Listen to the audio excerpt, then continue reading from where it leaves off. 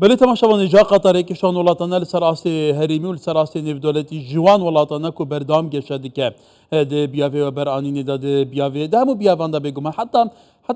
بیاوی گوهرتن جیوپولیتیک جدا قطر ناوند ایک آلی کرنه همو پرزگری کن جیوپولیتیک روشالات ناوین حتی آسیا نبون منای افغانستان و مزارا شر الغزه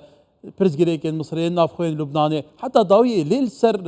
اوای وکرنا کنسول خانه گشتیا قطر الهرما کردستان بیاوی و برانینه امی پیتر باوین دیگر میوانه کمیه هجا دکتور محمد شکری سرویک دسته و برانینه یا حکومت هرما کردستانی کل هولیری گلمه دکتور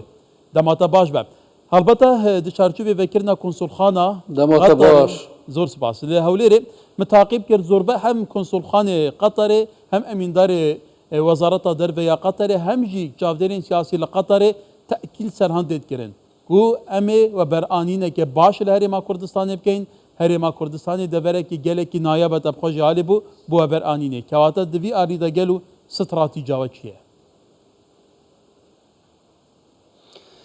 صلاة ورئيسكا هكار طبعا كردنوي قنصل خاني دولة قطر لهولير دويني حدثي جوربو بنسبة هرمي كردستان جناب سروك وزيران كاك مسرور بارزاني زور بجرينجي أباسي أم كرنوي كردو جرينجي ولاة قطر جبو إيما وكو هرمي كردستان گرنگی تایبەتی خۆی هەیە بە تایبەتی لە بواری ئابووری و لە بواری وەبەرهێنان قەتەر وڵاتێکی گرنگە لە وەبەرهێنانی دەرەکی بە تایبەتی لە هەموو عالم وەبەرهێنانی زۆر گەورەیان هەیە طبعا ئەوەی کە ئێمەش بەنسبەت هەرێمی کوردستانەوە وەکو ئەوەی کە لە پێش ئێستا جەنابەت باست کرد لە مقابلەتان لەگەڵ یا کەناڵ 24 لەگەڵ برەدەرە قەتەریەکان باسییان کرد کە ئیمکانیەتی وەبەرهێنان یان پۆتێنشیاڵی وەبەرهێنان لە هەرێمی کوردستان زۆر بەرزە و ئەوان دەیانەوێت سوود لە هەرێمی کوردستان وەربگرن طبعا ئێمەش بە هەمان شێوە دەمانەوێت سوود لە توانەداراییەکانی وڵاتی قەتەر وەربگرین هەم لە ڕووی بازرگانی هەم لە ڕووی وەبەرهێنان بێن دەرگیان بوو بکەینەوە بتوانن لە هەرێمی کوردستان وەبەرهێنان بکەن طبعا لە داڤۆس سەرەتا جەنابی سەرۆک وەزیران کاک مەسرۆر بارزانی لەگەڵ سەرۆک وەزیرانی قەتەر کۆبوونەوەیەکیان کرد لەوێ بڕیاریاندا کە ملتەقایەکیان فۆریۆمێکی ئابووری لە بینی قەتەر و هەرێمی کوردستان بکرێتن طبعا ئینشاڵڵا ئەو فۆریۆمە ئێمە ئێستا خەریکی دانانی جدولێکی زەمەنین بۆ ئەو ملتەقایە ئینشاڵڵا لە مانگی نو بۆ ئەم ساڵ دەکرێتن لە بینی حکوومەتی هەرێمی کوردستان حکوومەتی قەتەر بزنسمان و وەبەرهێنەرانی هەرێمی کوردستان و بزنسمان و وەبەرهێنەرانی وڵاتی قەتەر لەگەڵ خستنەڕووی چەندین دەرفەتی وەبەرهێنان کە ئێستا وحدەی تایبەت لە دەستەی وەبەرهێنان کە یەکەی FDI یەکەی وەبەرهێنانی دەرەکیە کاری لەسەر دەکەن بۆ دروستکردنی چەندین دەرفەتی وەبەرهێنانی حاضر و ئامادە لە بواری پیشەسازی لە بواری گەشتیاری لە بواری کشتوکاڵی لە بواری تەندروستی لە بواری پەروەردەی کە حاضری دەکرێتن ئینشاڵڵا لەو منتەدایە عرض دەکرێتن و هەندێک داواکاری تایبەتیان هەیە لەوەی کە ئێمە بتوانین پرۆژەی حاضر و ئامادەکرا بۆ وڵاتدان ئامادە بکەین بۆ ئەمڵتەقات هەکو بێن بە حاضری ئیشی لەسەر بکەن و هەموو کۆسپ و تەگەرەکان لە بەردەمیان لادرابێتن جەنابی سەرۆک وەزیرانش دیسان تاکید لەسەر ئەوەی کردەوە کە دەرگاکانی هەرێمی کوردستان بۆ وەبەرهێنانی قەتەری کراوەیە و هەموو ئاسانکاریەکیان بۆ دەکەین ئێستا ئێمە خەریکی ئامادەکاریان ئینشاءڵڵا بەرنامەی ئەساسی و ڕئیسیمان لەگەڵ قەتەریەکان لە داهاتوو بەرنامەی ئەو کۆربەندە ئابووریە دەبی کە لە هەولێر ئینشاءڵڵا لە ماوەکانی داهاتوو دەکرێتن کە دەرگایەکی فراوانتر لە بەردەم وەبەرهێنانی قەتەری بازرگانی قەتەری لە هەرێمی کوردستان دەکرێتەوە بۆ ئێمەش گرنگە کە ئێمە بتوانین سوود لە بازاری قەتەرەوە بگرین دوێنێ لە وتارەکەی ئەمینداری وەزارەتی دەرەوەیان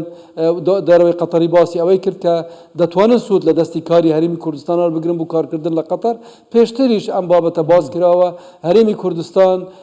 ئێستا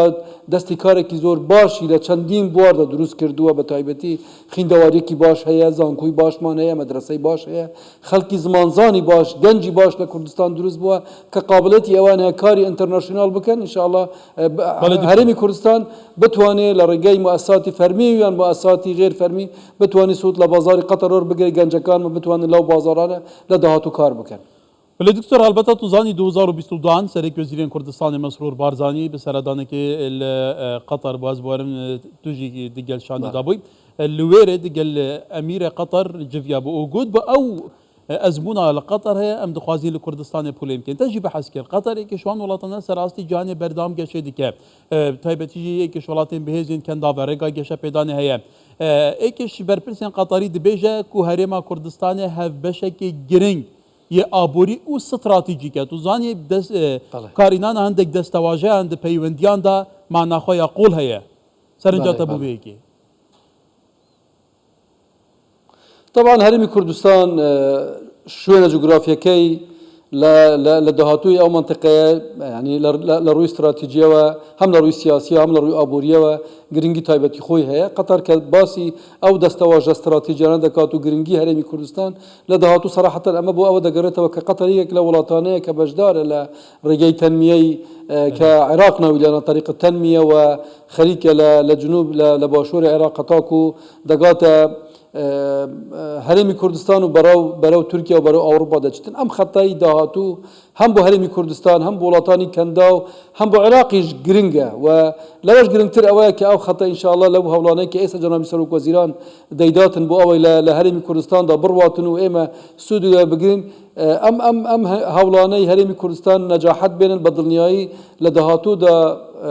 هەرێمی کوردستان دەبێتە ناوچەیەکی زۆر گرنگ و استراتیجی لە بواری ئابووری بە تایبەتی دەبێتە حەلقەی وەسڵ بینی شەرق و غەرب بینی ڕۆژهەڵاتی ناوەڕاست و بینی وڵاتانی ئەوروپی و تورکیا و ئەوانە کە ئەم سەرڕێیە زۆر گرنگە بۆ ئێمە ئەستیفادەی لێ بکەین قەتەریش طبعا داواکاری هەیە لەو ڕۆوە کە بیاوێ سوود لەو مەسافاتانە وەرگریتن بۆ هەرێمی کوردستان بتوانی هەم لە ڕووی بازرگانیەوە هەم لە ڕووی گواستنەوەی گشتیەوە هەم لە ڕووی گواستنەوەی خەتەکانی ئەنتەرنێتەوە سوود لە هەرێمی کوردستان بگریتن بتوانیتن لەو ڕێیەوە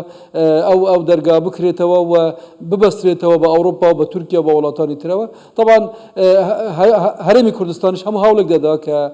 وڵاتی قەتەر چونکە جەنابی سەرۆک وەزیرەوە و باست کرد 2022 سەردانی ئەمیری قەتەری کردووە دواتر ساڵی ڕابردوو ئەمیری قەتەر سەردانی عێراقی کرد چەندین اتفاقیان کرد لە دوایین مەرحەلەشدا قەتەر بەشداری کرد لە دروستکردنی طریقە تەنمیە و طریقە تەنمیە ئینشاءالله ئێستا هەوڵەکان هەنە کە بێتە ناو هەرێمی کوردستان لە داهاتوودا ئەمە هەمووی بۆ ئێمە گرنگە و بۆ قەتەریش گرنگە و بۆ عێراقیش گرنگە هاوبەشی لەو بازارە بکەن و بۆ ئەوەی هەم ڕێگە بازرگانەکە ئاسان ببیتن هەم بێکێشە ئەم بابەتانە جێبەجێ هەر وڵاتێک کۆشعالیە ئابووری گەشە بکە شعاریەوە بەرئێنانی گەشە بکە بێگومان ژعاریە سیاسیش بەدێ اعتبار بوو وڵاتێتەدان جوگرافیا قەتەرە یا تحدیدە لێ وڵاتێکە داریە ئابووریدا داریە بازرگانیدا بەرئانیدا حتا زانستیدا بەردەوام گەشە دکە لەسەر ئاستی هەرێمی نێودەوڵەتی اعتبارێکە زۆر هەیە کەواتە تاشان گرنگە ئەوە بۆ هەرێما کوردستانیش بێتە پولێنکردن لە هەرێما کوردستانê پلانەوە لە دووربەیەکی چێگەل طبعا کوردستان ناوچەیەکی گرنگی ئابووریە لە عێراقدا و لە ڕۆژهەڵاتی ناوەڕاستیشدا هەموو ئیمکانیاتیشی هەیە کە ببێتە ناوچەیەکی گرنگ لەو سەرچاوانەی کە ئێمە وەکو هەرێمی کوردستان هەیتمان لە بواری ئاوە لە بواری زەوی وزارە لە بواری کشت و کاڵ با بڵێن بە گشتیە لە بواری سیناعەیە لە بواری شوێنکەوتەی جوگرافیە لە ملتەقای ڕێگەکانی بینی وڵاتانە و ئەو سیاسەتەی هەرێمی کوردستان هەیەی ئەو نەرمینواندنەی هەرێمی کوردستان و لەگەڵ وڵاتان و هەرێمی کوردستان بکرێتە ناوچەیەک کە کێشەی لەگەڵ هیچ کەسێک نەبێ ئەمە لە داهاتوودا ئینشاءالله ڕنگدانەوەی زۆر ئیجابی